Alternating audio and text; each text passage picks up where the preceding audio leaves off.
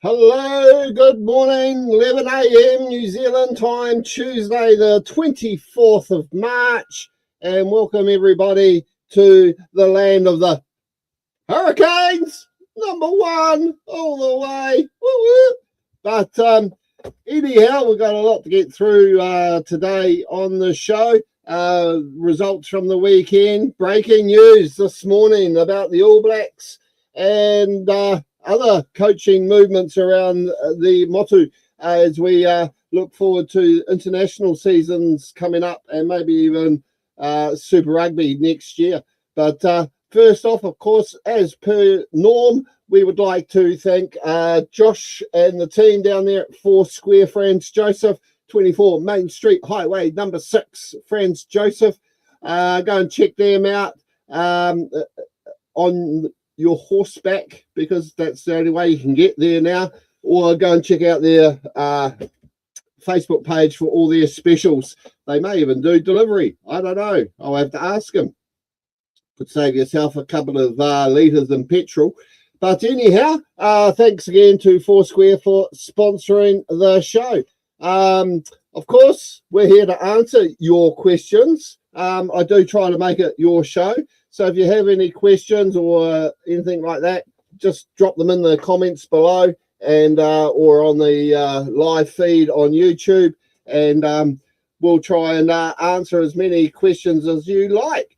So what have we got coming up? As I said, we've got all the Super Rugby stuff. I'm just awaiting young Mike to show up. So what I can quickly do is tell you that for those that listened out to my breaking news last week, that the original Fantasy Rugby is on its way. I'm just tidying up the database, and I can tell you what, we've got a database so impressive that even when I was talking to Mr. ChatGPT just to tidy it up a bit, it was saying it is the most comprehensive database of rugby union players it has ever seen.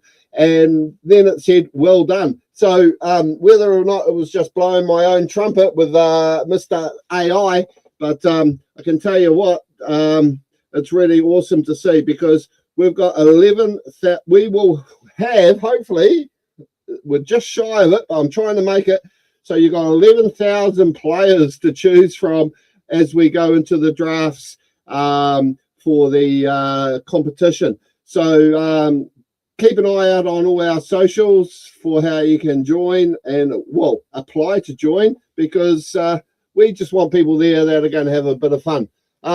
Quickly, just saying also, good morning, Clarence. Awesome for you to be joining us once again. And but yeah, WFR, it is happening. So get your thoughts on, and who would be your top 10 players if you were in a live draft situation? Who would be your top 10 players that you would pick for your team from any player that plays first class rugby around the globe? I mean, you know, would you want to mix a few people in there, you know, Kiwis, some Aussies, Americans, or whatever, some Argentinians? Who would be your top 10 marquee players? Throw them in the comments and tell us who your top 10 marquee players would be.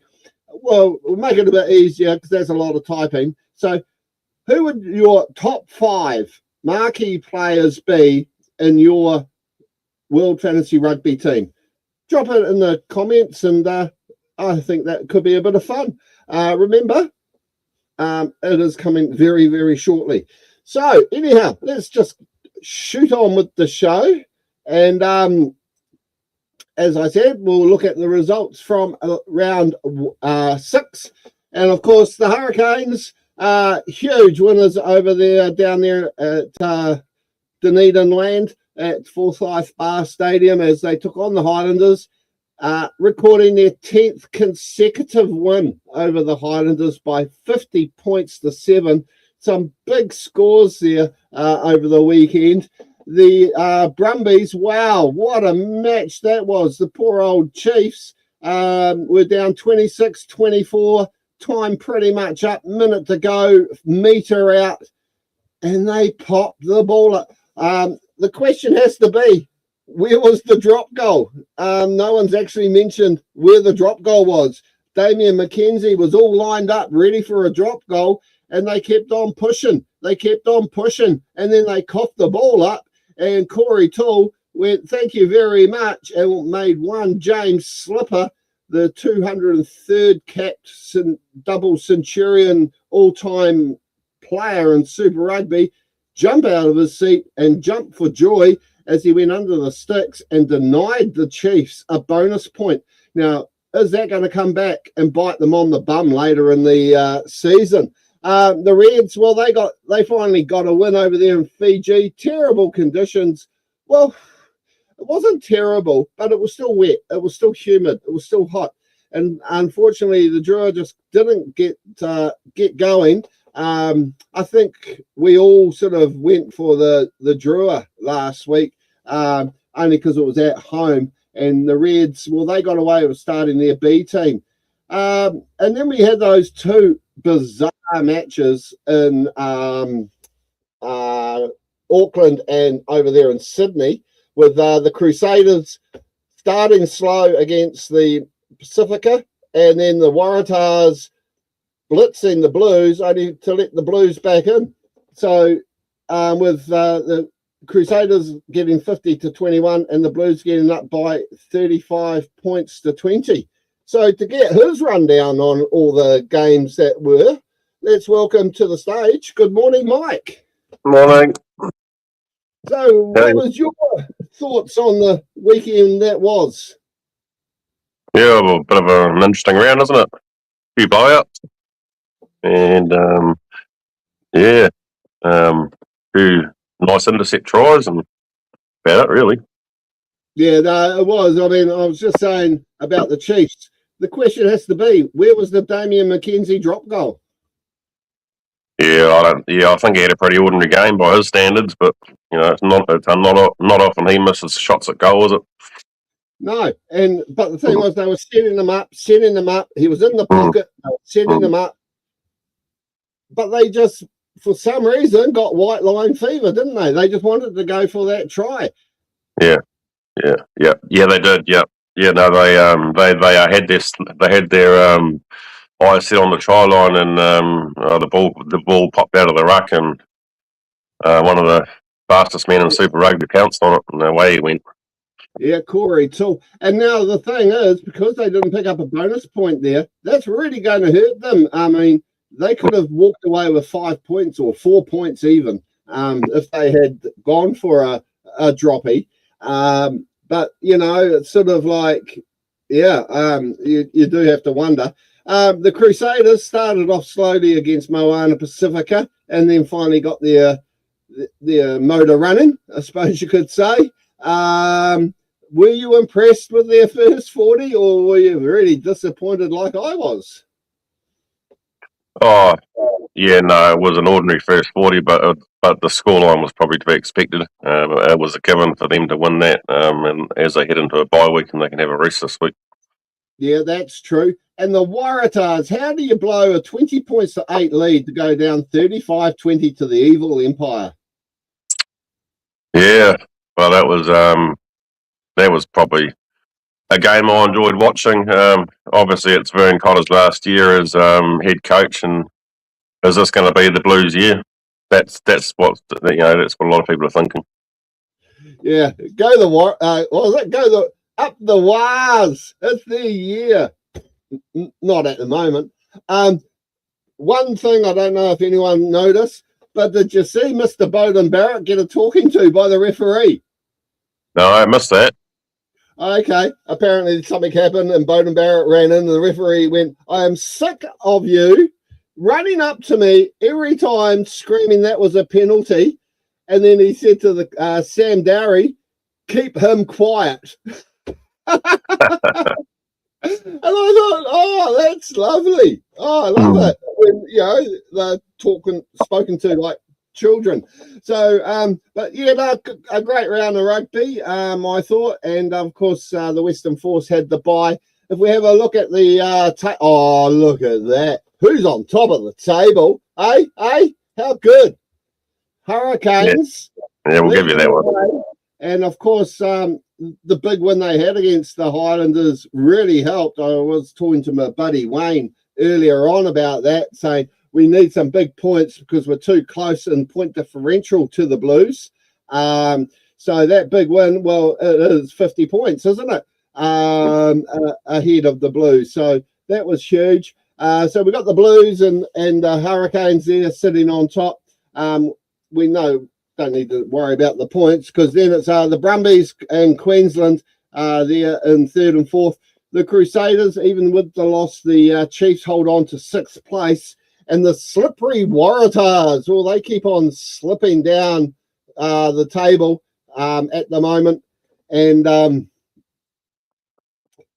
mean, it is, isn't it?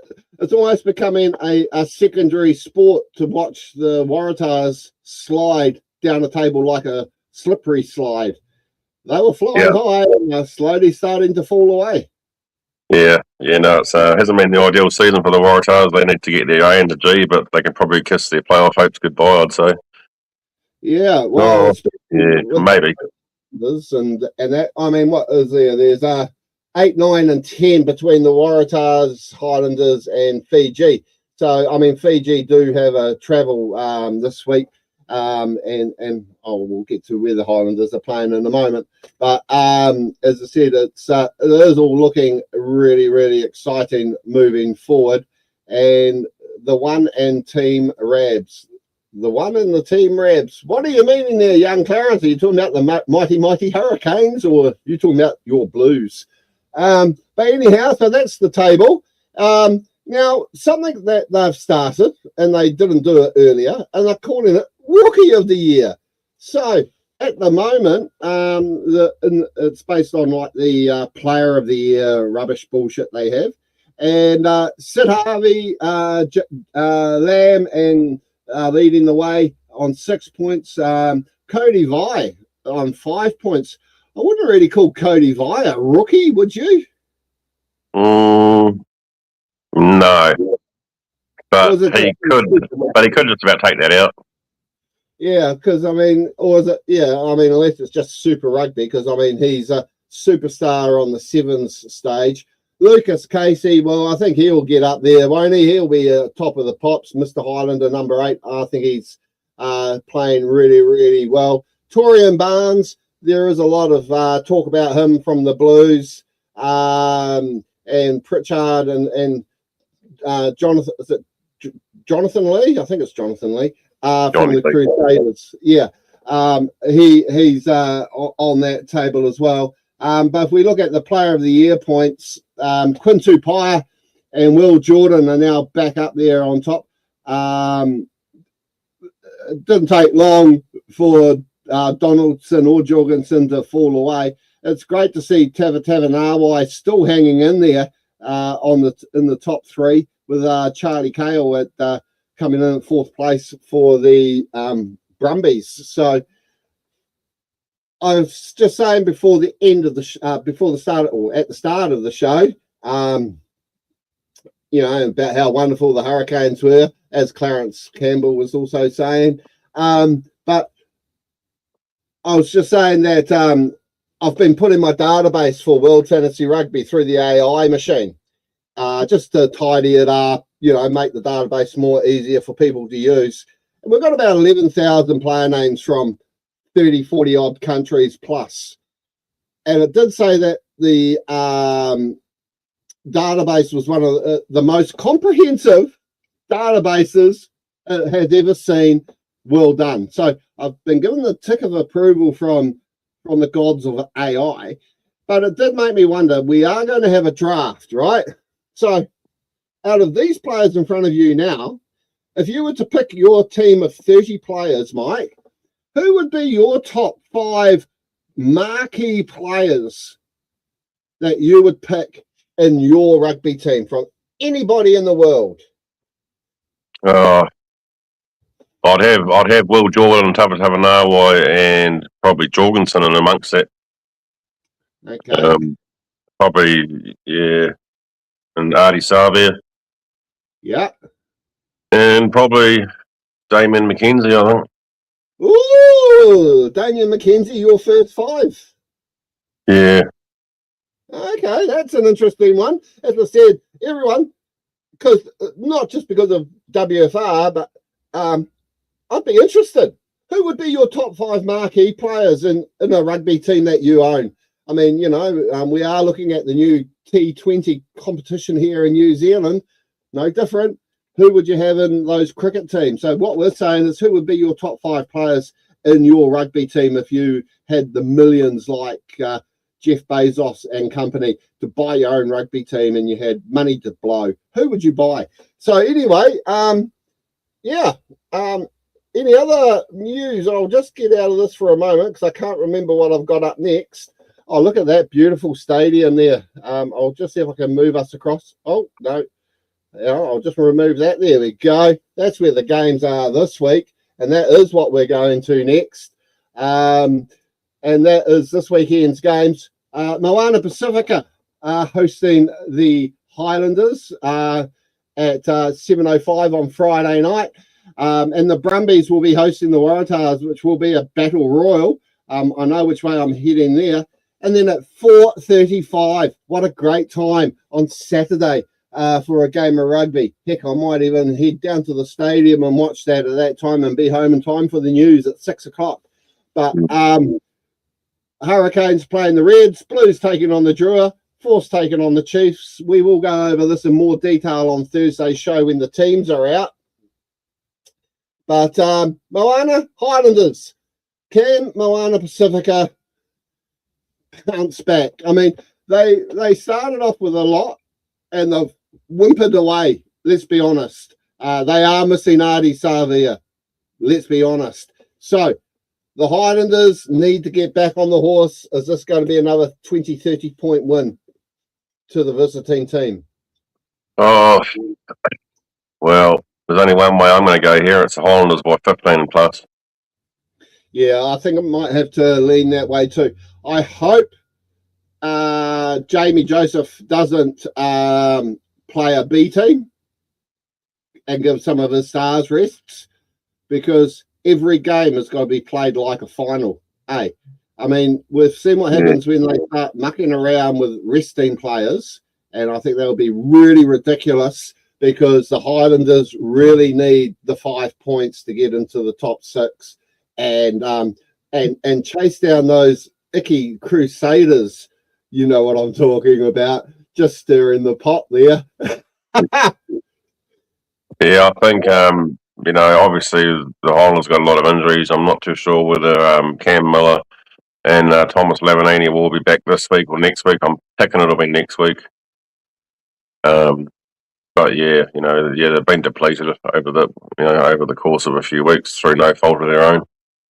Yeah, no, it is a shame. There are quite a lot of injuries, and our good friend Clarence, well, he's going Highlanders by 20. So I think that's a bit of a consensus there. So on your multis at the TAB, kick it off with the Highlanders to win. Then we cross the ditch for the Brumbies and the Waratahs. Wow, the Brumbies will be fired up after that win against the Chiefs last weekend, will they not? Yeah, I'm expecting them to continue the winning ways. Brumbies by 10 plus.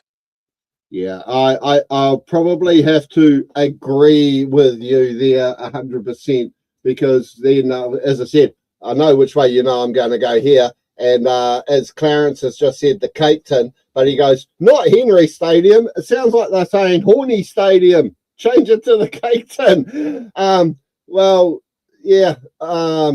I don't care what they call it. It's just Wellington Stadium. It's just the stadium to us Hurricane people. We don't call it Cape Tin. But I do have to give a shout out to, is it amazing? Who's the dude in charge of the Crusaders? Colin Mainsbridge. Colin Mainsbridge. Love him. Interview on the TV this morning, promoting their train rides to the new National Stadium. Brilliant. So they're all calling the new stadium in Christchurch the new National Stadium. I hope they put up a billboard. I really, really do. Having it nice there, going, our new National Stadium, because I tell you what, when you're watching the cricket and the rugby at our national stadium, it's an embarrassment, is it not? Yeah, it's been well documented over the last couple of days that rugby crowds are declining for various numbers of reasons. Yeah, and of course, what a clever way to bring in trains now, eh? Because for the Hurricanes, you can catch the train to the stadium. You don't have to take your car because the train station is right at the stadium. You only have to walk 800 metres and you're there. So it's a bloody awesome thing. So Well, last time I was up in Christchurch, I had a good look at that new stadium, and I thought, well, where the hell is everyone going to park? There's no parking around there. They'll be parking down the side streets, and so buses and trains and e-scooters and what have you are going to be the mode of transport, I think. Or if you've got mates that live in the town, you can just walk from there. But it's there's no parking available, so it'll be interesting to see what they do. Oh, okay. Yeah, no, that is interesting because nowadays, you see the stadiums being built in America, and they've got areas where they're, with the car parking, 50 times larger than the stadium, their car parks, and you go, wow, that's pretty impressive. But anyway, Clarence is saying the Hurricanes to win this game at the stadium by 15 points. I'm going to say it's going to be a little bit closer. I'm going to say the Hurricanes against the Reds, who rested a few of their players. I think the Hurricanes might get up by 10. Yeah, well, I'll go Hurricanes by 6. By 6, you think it's going? So you think it's going to be a little bit closer? Oh, well, there's always that possibility, isn't it? You know what the Reds are capable of on their day. But the way the Hurricanes are going at the moment. I just thought I'd have a quick look at the weather. Yeah, carry on. They should win it. Well, the weather on Saturday forecast for Wellington is cloud. It's a bit rainy on Friday, but cloud clearing and becoming fine. Oh, so it's actually going to be a beautiful day here in Wellington. So the old adage, you can't beat Wellington on a good day, might come to the fore. So then we head to the Blues taking on Fiji Drua at Eden Park, I believe. Well, that's going to be a walk-in shoe for them because Fiji, of course, it could feel like a home game for Fiji Drua. I'm expecting the Blues to win, but we all know what the Fiji are like. They can pull a cat out of the bag every now and then. Is this the week they're going to do it? No, probably not. Well, they will win the crowd stakes, won't they? They'll have more fans there in the crowd than the Blues. Well, yeah, I think Fiji and Drua and the New Zealand Warriors fan base is probably topping everything at the moment. Yeah. No. So, only because I just want them to find their passports, I'm going to say the Fiji Drua will get up by 3 points. Oh, cool. Sticking to my guns there. I just can't bring myself, even though it could be 100-point victory to the evil empire, I just can't. It's just, it would be like a Manchester United fan saying, come on, Manchester City. It would never happen, and vice versa, right? So to Jeff Alley, who might be watching this, sorry, but I just can't pick your team. I just can't. It's not in my DNA. And then, of course, the Force, they come back after a week off to take on the Chiefs, who have been over there in Australia now for a week. And coming off that defeat to the Brumbies, they head over to Perth to take on the Western Force. Which way do you think that's going to go? Oh, it should be a Chiefs victory, I'd say. I think they want to right the wrongs of last week. Yeah, well, they'll need to pick up that bonus point because literally every point is going to start mattering now because we're into the second half of the season, believe it or not, round 7, and they'll be wanting to make the hay while the sun shines, as they say. And of course, in Perth, it's 7 o'clock or 6 o'clock kickoff, it's going to be a hot ass day. Even if it's raining, it's going to be hot ass as it always is in Perth. So I think the acclimatisation might just benefit the Chiefs a little bit. So yeah, so that's the games coming up. I'll just come back to here because again I have a few other things to mention. Now I did throw onto our little chat group because I mentioned about the new logos coming up later in the season for Rep Rugby, and the first one I have seen has dropped. And what do you think of the millions of dollars they spent to create this logo for the 50th anniversary of the NPC? Oh, someone's getting paid too much, aren't they? Yeah. Well, all I can say, and from what I've heard, wait till you see the Heartland logo and the Farah Palmer Cup logo. Again, the word I had was it was like they gave some child a black and white colouring in book with them in and said, colour this in. Apparently. Haven't seen it, so don't know. But it is going to be the 50th anniversary of the NPC this year. Again, who won the first one in 1976? Canterbury. No. Oh, Hurricanes. Wellington. No. I don't know. I wasn't born then. Oh my God, you're just a baby. It was Bay of Plenty Steamers. Oh, right. Okay. There you go. One good pub quiz question for you. So anyway, big breaking news though for the day. Mr. Rennie has named his coaching team. We got Mike Blair, I believe he's North Harbour, from the new attack coach. Whaonga Tana Umanga. Wow.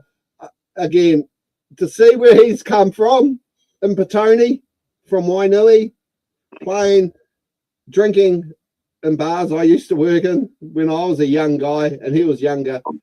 The new defence coach, Neil Barnes from Taranaki, is the new senior assistant coach, which is a great call. And the only survivor from the last two coaching clinics, I suppose you could say, Mr. Jason Ryan from the West Coast continues as the forwards coach. Wow. Thoughts? Yeah, well, they're all guys that Jason Ryan knows and gets along with and has coached with and trusts. I think it's a great lineup. I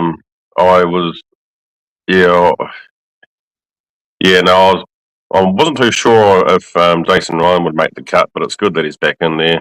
Neil Barnes has signed on with the Bulls for another year, but that doesn't matter. And Mike Blair is currently coaching overseas. He's also I think he might be coaching with Rennie or in another competition over there, whether it be Japan or Scotland. But yeah, no, exciting times now. We just need to pick a captain and rip into it. So who would be your captain? Adi Savia. Yeah. Well, I mean, the thing is, you look at where he is, who the coaching team is. He's already done the job. We know how good he is, and no disrespect at all to Scott Barrett, but Scott Barrett was the captain because of Robinson, because that's his man. So who's the captain of Kobe? Adi Savia. Who's the coach of Kobe? Dave Rennie. So I think you'll see that follow, that continuation of the coach taking his best man, But one of the guys that did fall away, Tamati Ellison. Now, I just think this is a great story. Okay. Why? Because the name Ellison is back as a top coach in the All Black system, even though it's the Maori All Blacks. But you are aware of his history, are you not? Yep. He was the kid in that Stand By Me TV ad singing with the All Blacks back, I think it was, 95? doing the old singing the song. His whakapapa goes back to the guy that said New Zealand should wear black jerseys. His great-great-grandfather, apparently, I think it is, or may even be another great, because we are moving into the 21st century now. But his whakapapa goes back to the guy that actually said, let's wear a black jersey. How cool is that? His cousin won 4 Super Bowls with the San Francisco 49ers. I mean, just the whole Allison whānau must be bursting with pride that he has been given this position. Yeah, he was the clear contender for the job, and it's great that he's been given the opportunity. Now he can pick his team, his coaching team, and rip into it as well. Yeah, and as I said, it's all about the culture, especially when it comes to the Māori All Blacks. And the thing is, this guy, he's got it in spades. The mana of that guy will, I think, grow even more, especially if they pick up some decent victories. I'm sure exactly whom they're playing. I think they're playing Japan, but we'll follow that as we go through. But as we're talking about coaching, Jason Holland, assistant coach of the Hurricanes, assistant coach of the All Blacks, left the All Blacks, came back to the Hurricanes, and now he's going to be the Evil Empire's new coach. I don't like him anymore. Yeah, well, it was quite funny. As soon as they announced Clark Laidlaw was signed on for another year, within the hour, Jason was announced as Blues coach. He probably would have wanted the Hurricanes head coach job, but I've said to a couple of my mates, I said he was never going to get it. Not with Clark Laidlaw leading the pack. But no, it's good that he's landed a head coaching gig, but it's the Blues. But yeah, he's got big shoes to fill when obviously Vern goes overseas. So it'll be interesting to see how he goes. Yeah, well, of course, they will go head-to-head when Queensland play the Blues next year, so that will be an interesting battle in itself. I just hope he doesn't sort of lure away a few of his Hurricane buddies to come with him to Auckland. Oh, well, money talks, doesn't it? Yeah, it does. And, of course, the guys that have departed from the scene is Scott Hansen, Bryn Evans, and Tamati Ellison. But at least we know Tamati Ellison's got a gig. What next do you think of for Scott Hansen and Bryn Evans? MP3? Yeah, I'm not too sure whether Scott will enter back into the NPC scene or not. I think the Canterbury has got their coaches well and truly sewing up, but he's a good coach and a good man, so he can just about go anywhere. Bryn Evans, I haven't really seen or heard much of him over the course of the last couple of years, but no, as one door closes, another opens. Yeah, and of course, he's always got America he can go to and coach over there.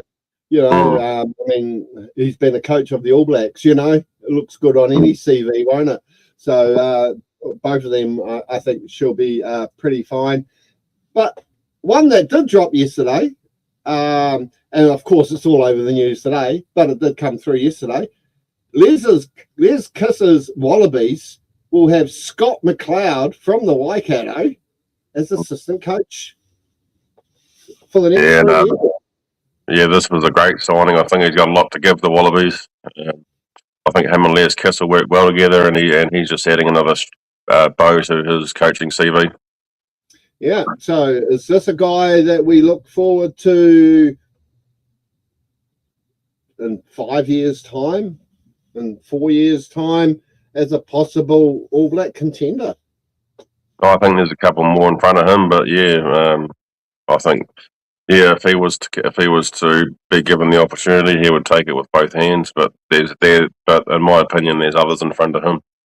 Yeah, no, that's all true. And lastly, before we just have a good chat about bullshit, are you going to this? It's on tomorrow, Wednesday, the 25th. Teams from North Otago, South Canterbury, and Mid Canterbury taking part in the 2026 Subway Cup.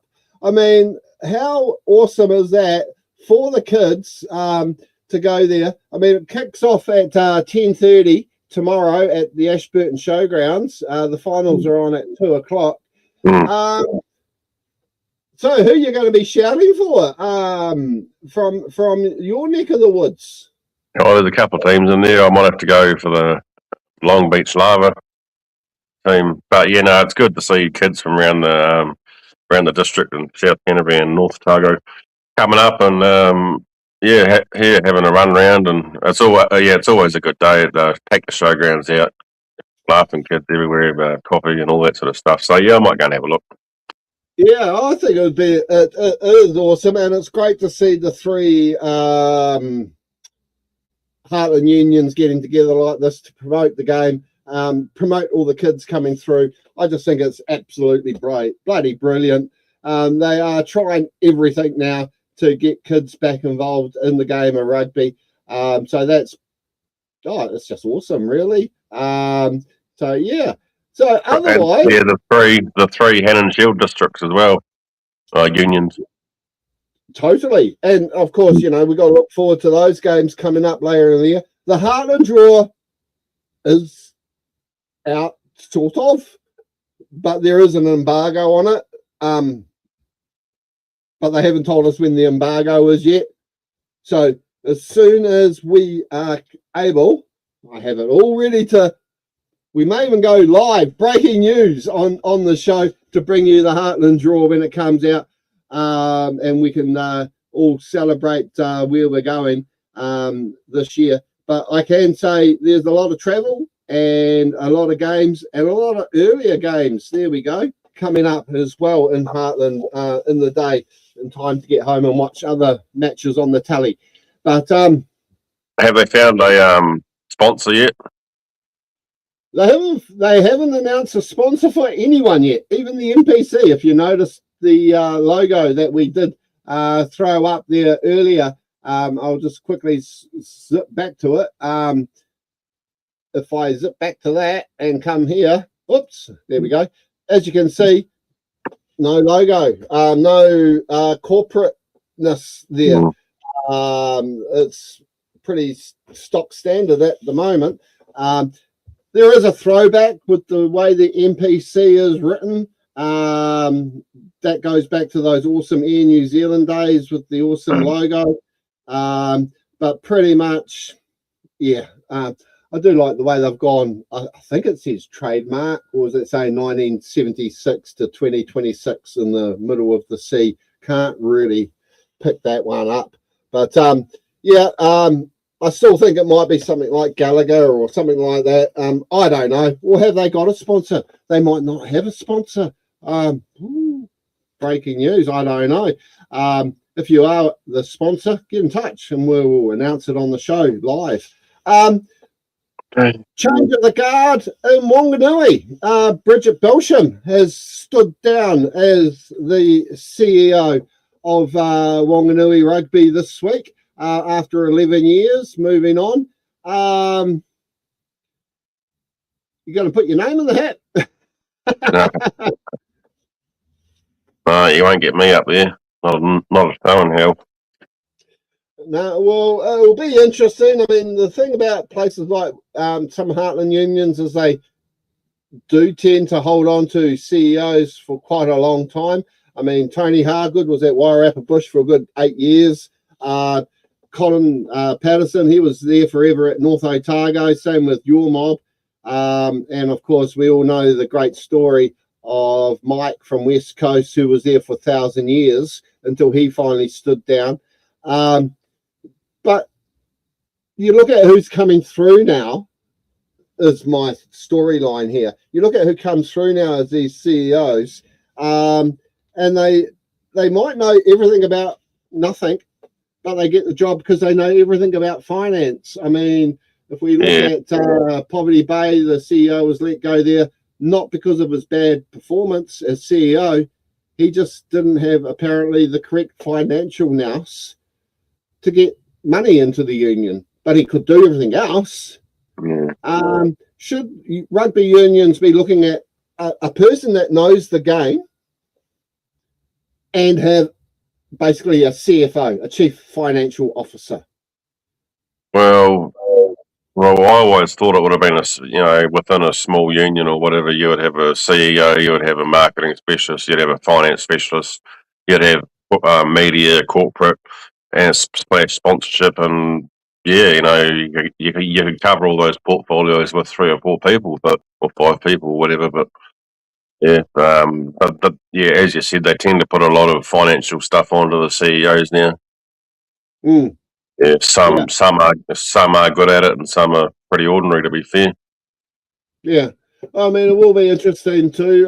NZR has still only got an interim CEO with Steve Lancaster. Why don't they just give him the job? Or does he not want it? Well, I think he's probably got enough on his plate at the moment, but yeah, I thought they were casting the net far and wide, but they haven't really given us any update on it, so we'll just have to wait and see. No, because you look at all the media releases and he literally is still the interim CEO. I mean, he's been that now for 2 months. How long is interim? What is the definition of interim? Oh, well, he'll be getting financially compensated, no doubt. Yeah, no. But anyway, that's pretty much the show for today. As I said, congratulations to Argentinian women and the USA men's sevens team taking out the Division 2 Sevens World Series tournament in Montevideo. They are now moving to, I think this week, to Sao Paulo in Brazil, and then they'll end up with like the top 8 teams will head off to the World Championships over the next 3 rounds of the World Series, where New Zealand and all that will be joined by 8 other teams. So at least we're back to a 16-team tournament, which will be a lot more interesting to watch. Basically 3 World Cups in 2 months is what it is. So that will be fun to see. And also total left field, to anyone watching around the world or on YouTube or wherever you're watching, congratulations, and this is going to make you sit up and take notice, to Greece, who, after being banned from playing rugby union for 10 years because of corruption and all that other rubbish and how bad the sport was with injuries, it was actually banned. Well, they've been fighting to get the sport reinstated. They have started again playing club rugby in Greece. And yesterday, they played their first international rugby match in 12 years against the powerhouse of Kosovo and won 22-21. So to the Hellenic Rugby Federation, congratulations on making it back to the international test rugby stage, because it shows like this, you don't expect to hear that.